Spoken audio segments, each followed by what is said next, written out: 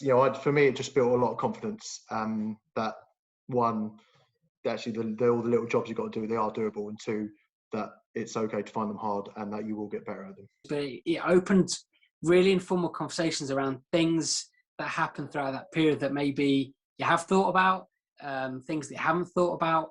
I think sometimes when you see people out with their new kids and all this kind of stuff, to hear a bit more about, the logistics that go behind it at home, the early mornings, like late nights, like feeds.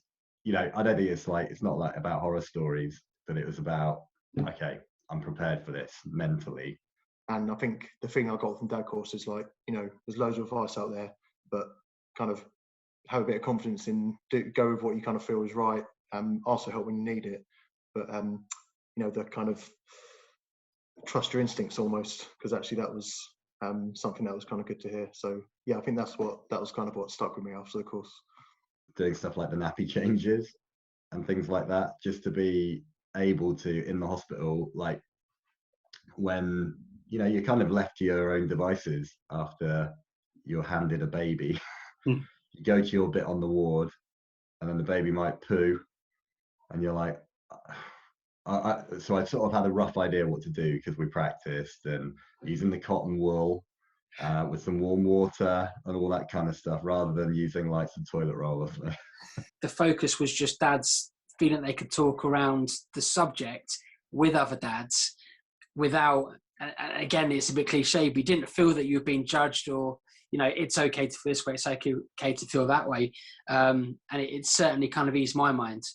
I'll be honest, at the time going into the Dad Course, I was kind of like, oh gosh, another online thing, but actually I really enjoyed it. Saying there's no stupid questions is something that's kind of said all the time at meetings like this, but it really did feel like that.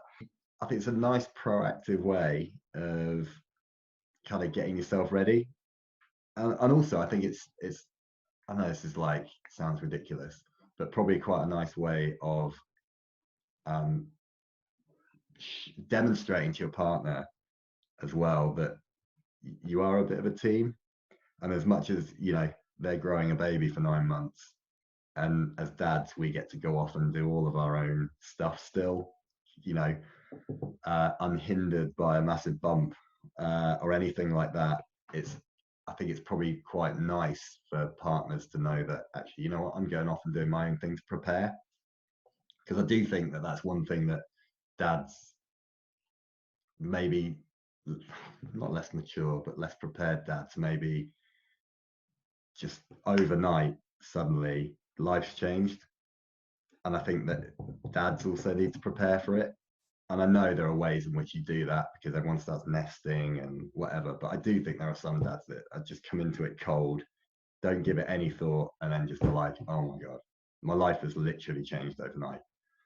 Whereas your partner's transforms over 9 months.